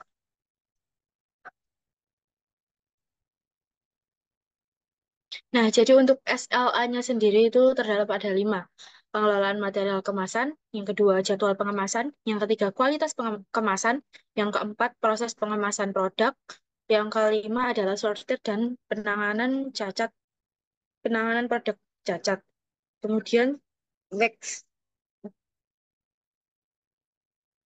Nah, jadi dari SLA tersebut ada OLA-nya. Jadi yang pertama adalah OLA dari SLA proses pengelolaan material kemasan adalah yang pertama adalah perencanaan kebutuhan, yang kedua adalah pemesanan material kemasan, dan yang ketiga adalah pengawasan proses pengawasan. Untuk yang selanjutnya adalah OLA dari kualitas pengemasan. OLA dari SLA proses kualitas pengemasan. Yaitu yang pertama adalah pemeriksaan kualitas, yang kedua ketersediaan bahan, yang ketiga penanganan penyimpanan, yang keempat pemantauan kepuasan. Next. Nah, selanjutnya adalah ada OLA dari SLA jadwal pengawasan, yaitu yang pertama adalah penjadwalan pengepakan, yang kedua pemantauan proses pengepakan, koordinasi dengan logistik, dan komunikasi dengan pelanggan. Kemudian ada OLA dari SLA proses pengemasan juga. Yang pertama adalah persiapan area pengepakan, yang kedua adalah pengepakan sesuai prosedur, yang ketiga adalah pengolahan limbah pengepakan. Next.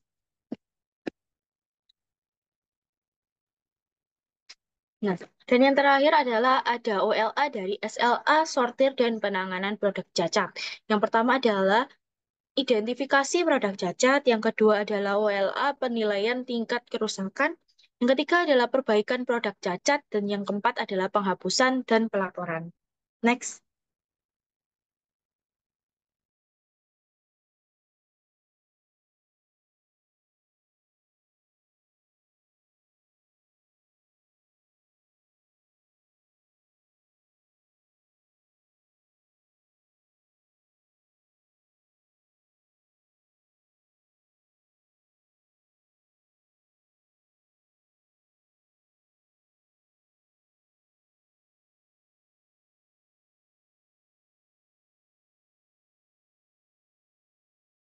Yang keenam yaitu Kepala Bidang Kontrol Kualitas. Next.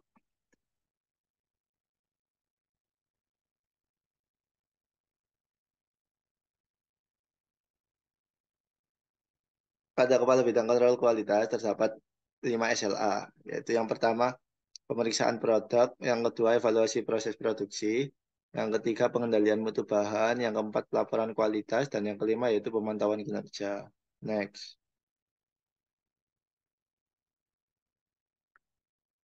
Yang pertama yaitu OLA dari pemeriksaan produk. Terdapat beberapa subproses, yaitu yang pertama penerimaan produk, yang kedua pengujian visual, yang ketiga pengujian fungsional, yang keempat pengukuran dimensi, dan yang kelima pengujian kekuatan. Kemudian yang kedua yaitu OLA dari proses evaluasi proses produksi.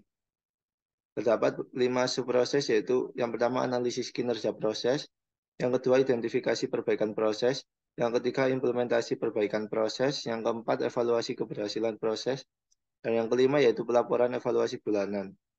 Next.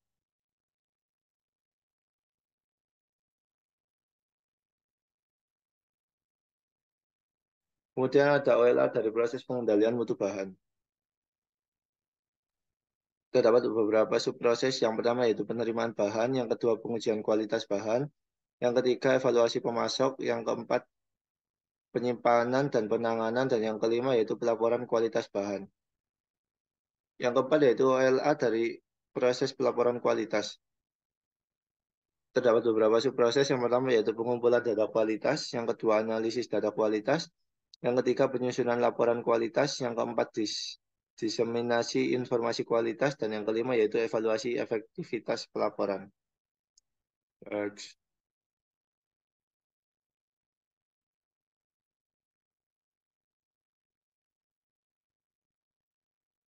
Next.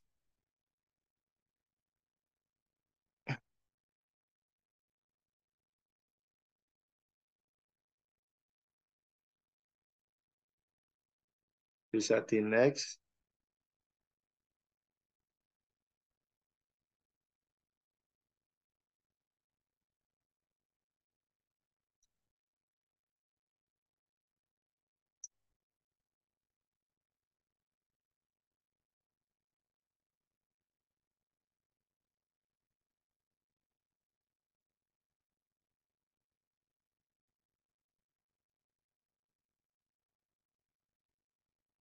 Yang terakhir yaitu OLA dari proses pemantauan kinerja. Terdapat beberapa subproses. Yang pertama yaitu identifikasi KPI, yang kedua pemantauan kinerja harian, yang ketiga analisis kinerja bulanan, yang keempat penyusunan laporan kinerja, dan yang terakhir yaitu evaluasi efektivitas pemantauan.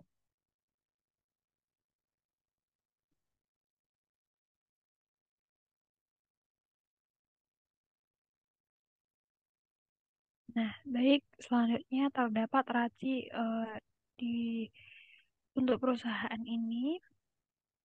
Next.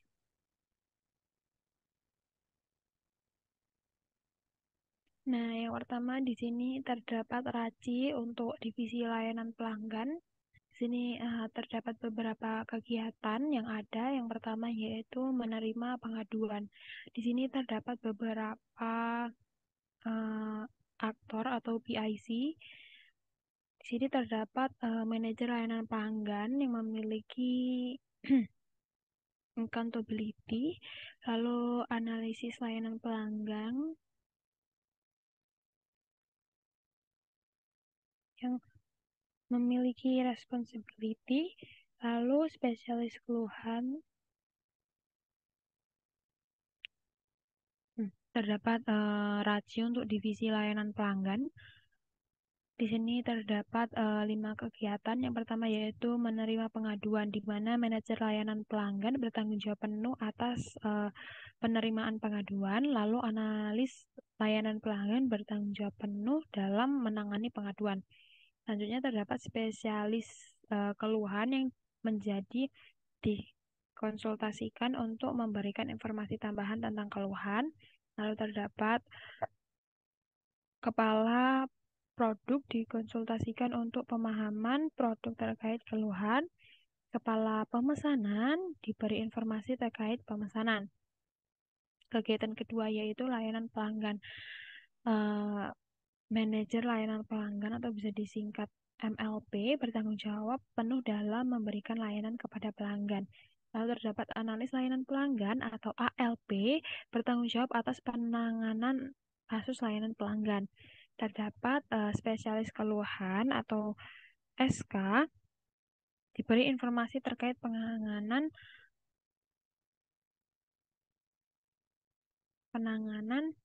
kasus. Lalu selanjutnya terdapat kepala pemesanan atau KPM dikonsultasikan untuk informasi terkait pemesanan yang berhubungan dengan layanan. Kegiatan ketiga yaitu proses penanganan keluhan. MLP bertanggung jawab atas proses penanganan keluhan secara keseluruhan. Lalu ALP bertanggung jawab atas eksekusi proses penanganan keluhan. SK dikonsultasikan untuk informasi tambahan terkait penanganan keluhan.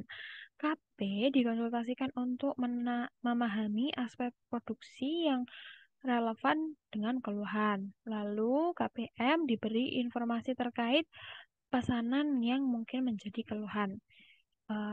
Yang keempat terdapat konsultasi produk di mana MLP dikonsultasikan untuk memahami kebutuhan konsultasi produk.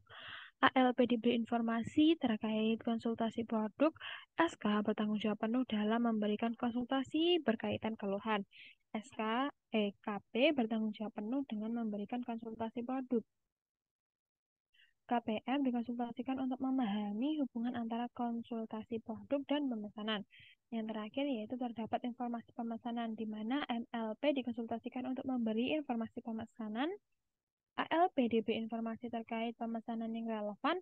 SK dikonsultasikan untuk memahami pemesanan terkait keluhan. KP dikonsultasikan untuk informasi terkait produk dalam pesanan, dan KPM bertanggung jawab penuh atas informasi pemesanan yang diberikan kepada pelanggan. Next.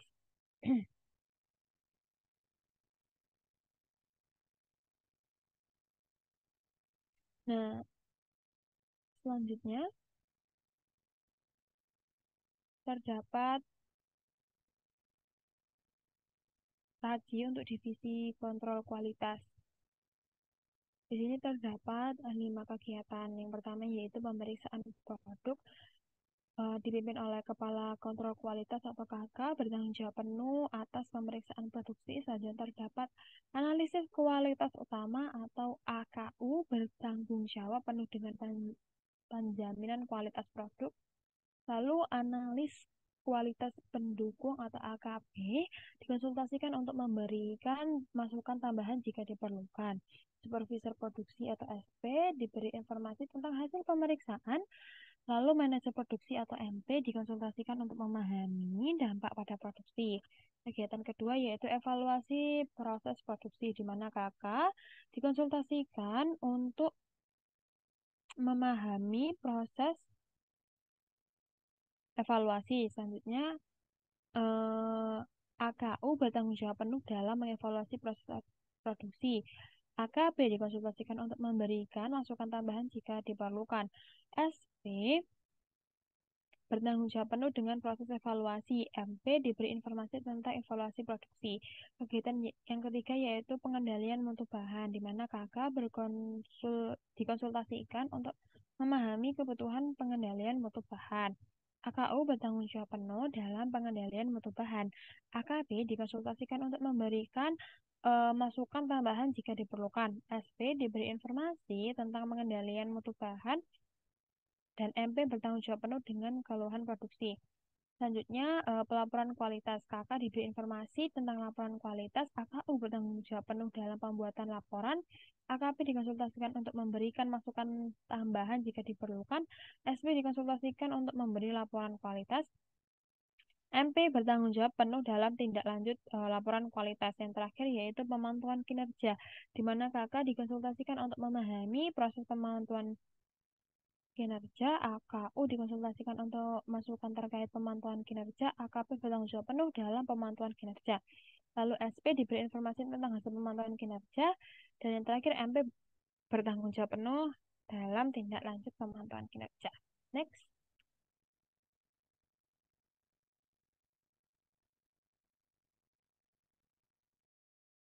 Nah, selanjutnya adalah RACI untuk divisi pengemasan.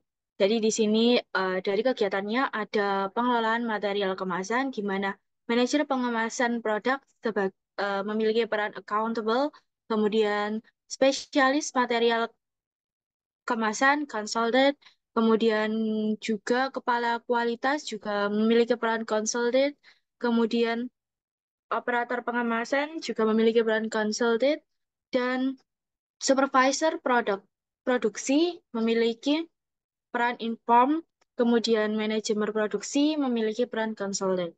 Kemudian ada jadwal pengemasan, di mana manajer pengemasan produk memiliki peran konsultan, kemudian spesialis material kemasan memiliki peran accountable, kemudian kepala kualitas memiliki peran konsultan, kemudian operator pengemasan memiliki peran responsible, kemudian supervisor produksi memiliki peran inform, manajemen produksi memiliki peran konsultan. Kemudian selanjutnya adalah kualitas kemasan, di mana manajer pengemasan produk memiliki peran konsultan, kemudian spesialis material kemasan memiliki peran konsultan juga, dan juga kepala kualitas di sini memiliki peran accountable, kemudian operator pengemasan memiliki peran responsible, kemudian supervisor produksi memiliki peran inform, dan manajemen produksi memiliki peran konsultan. Kemudian pada kegiatan proses pengemasan produk, manajemen pengemasan produk memiliki peran accountable, spesialis material pengemasan memiliki peran consultant, kemudian kepala kualitas memiliki peran consultant, kemudian operator pengemasan memiliki peran responsible, supervisor produksi memiliki peran inform, dan manajemen produksi memiliki peran consultant. Kemudian yang terakhir ada sortir dan penanganan produk cacat, di mana manajemen pengemasan produk memiliki peran konsultan, spesialis material kemasan memiliki peran konsultan, kepala kualitas memiliki peran accountable, dan operator pengemasan memiliki peran responsible, supervisor produksi memiliki peran inform, dan manajemen produksi memiliki peran konsultan. Kemudian next. Nah, kemudian selanjutnya adalah divisi penyedia material. Di sini terdapat kegiatan pemesanan material yang di mana manajemen penyediaan material memiliki peran accountable, analis persediaan memiliki peran consultant, kepala kualitas memiliki peran consultant, supervisor produksi memiliki peran responsible, dan manajemen produksi memiliki peran inform. Kemudian persediaan optimal. Manajemen penyediaan material memiliki peran consultant, analis persediaan memiliki peran accountable, kemudian kepala kualitas memiliki peran consultant, dan supervisor produksi memiliki peran responsible, dan manajemen produksi memiliki peran inform. Kemudian kualitas material. Manajemen penyedia material memiliki peran consultant, analis persediaan memiliki peran consultant, kepala kualitas memiliki peran accountable, supervisor produksi memiliki peran responsible, dan manajemen produksi memiliki peran inform. Pemenuhan pemesanan agen, ya, di mana manajer penyediaan material memiliki peran responsible, analis persediaan memiliki peran inform, kepala kualitas memiliki peran consultant, supervisor produksi memiliki peran accountable, dan manajemen produksi memiliki peran consultant. Kemudian yang selanjutnya ada negosiasi kontrak dengan supplier. Manajemen penyediaan material di sini sebagai accountable, analis persediaan memiliki peran consultant, kepala kualitas memiliki peran consultant, supervisor produksi memiliki peran responsible, dan manajemen produksi memiliki peran inform. Next. Berikutnya di sini ada divisi desain produk. Jadi raci dari divisi desain produk. Jadi di sini ada beberapa kegiatan, yakni ada penerimaan spesifikasi desain, kemudian penjadwalan produksi desain, kemudian ada proses desain, kemudian ada validasi, ada revisi, pengiriman desain, pembuatan dokumentasi, dan evaluasi kerja. Di sini dalam tabel disimbolkan ada RACI atau accountable, eh, kemudian ada responsible, responsive, responsible, dan kemudian ada inform, kemudian ada countable. Eh, oh, sorry, kemudian ada C, ini konsul. Jadi seperti contoh di sini ada kepala desain, di sini ada C, ini artinya adalah konsul di sini. Kemudian desainer utama dalam kegiatan spesifikasi desain di sini disimbolkan dengan R, ini yakni berupa responsible. Kemudian di sini ada desainer pendukung C, disimbolkan sebagai C, ini sebagai konsul. Kemudian ada penguji, di sini disimbolkan sebagai I, ini merupakan sebagai inform. Kemudian yang terakhir di sini ada koordinator produksi, disimbolkan sebagai C, yakni konsul. Dan seterusnya di sini kurang lebihnya bersama. Jadi A, RACI pada masing-masing kegiatan dan juga masing-masing PIC atau pihak-pihak yang terlibat. Oke, next.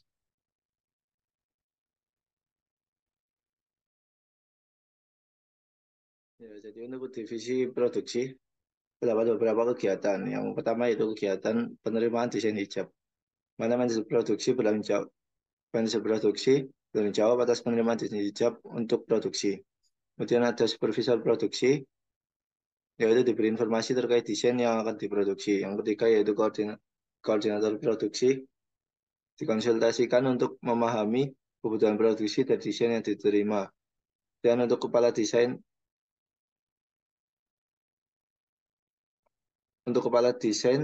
yaitu dikonsultasikan untuk informasi dan konsultasi terkait desain. Kemudian kegiatan yang kedua yaitu penjadwalan proses produksi. Untuk manajer produksi, yaitu dikonsultasikan untuk memahami jadwal produksi yang dibutuhkan. Untuk supervisor produksi bertanggung jawab atas penjadwalan proses produksi. Untuk koordinator produksi bertanggung jawab atas pengaturan opsional produksi berdasarkan jadwal. Lalu untuk kepala desain, desainer utama, desainer pendukung, dan penguji yaitu dikonsultasikan untuk informasi terkait jadwal produksi. Kemudian kegiatan yang ketiga yaitu proses produksi. Untuk manajer produksi bertanggung jawab atas pelaksanaan proses produksi secara keseluruhan. Untuk supervisor produksi bertanggung jawab atas pelaksanaan proses produksi di lapangan. Kemudian untuk koordinator produksi bertanggung jawab atas koordinasi antar departemen dalam proses produksi. Kemudian untuk kepala desain, desainer utama, desainer pendukung, dan penguji dikonsultasikan untuk informasi terkait implementasi desain pada produksi. Kemudian yang keempat yaitu kegiatan validasi kesesuaian produk. Untuk manajer produksi dikonsultasikan untuk memastikan kesesuaian produk dengan standar. Untuk supervisor produksi, kepala desain, desainer utama, desainer pendukung dikonsultasikan untuk memastikan produk sesuai dengan desain. Dan untuk penguji, yaitu bertanggung jawab atas validasi produk dari segi pengujian. Kemudian yang kelima yaitu produksi ulang barang cacat. Untuk manajer produksi dikonsultasikan untuk memahami kebutuhan produksi ulang. Untuk supervisor produksi bertanggung jawab atas pelaksanaan produksi ulang. Untuk kepala desain, desainer utama, desainer pendukung, dan penguji, yaitu dikonsultasikan untuk memberikan masukan terkait produk yang perlu diproduksi ulang. Yang keenam yaitu kegiatan penyerahan produk. Untuk manajer produksi bertanggung jawab atas penyerahan produk yang telah diproduksi. Untuk supervisor produksi, kepala desain, desainer utama, desainer pendukung, dan penguji yaitu dikonsultasikan untuk informasi terkait produk yang diserahkan. Yang terakhir yaitu pelaporan. Untuk manajer produksi dikonsultasikan untuk informasi terkait pelaporan produksi. Untuk kepala desain bertanggung jawab atas pelaporan dari segi desain. Untuk supervisor produksi, desainer utama, desainer pendukung, dan penguji dikonsultasikan untuk informasi pelaporan. Next.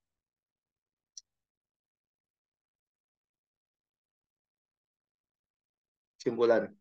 Rancangan perusahaan konveksi hijab ini merangkum komitmen untuk menjadi pelaku utama dalam menyediakan produk hijab berkualitas tinggi yang memenuhi harapan dan kebutuhan konsumen. Dengan memahami dinamika pasar fashion yang terus berkembang, perusahaan ini berupaya untuk menjadi pelopor dalam industri konveksi dengan fokus pada beberapa aspek kunci. Next.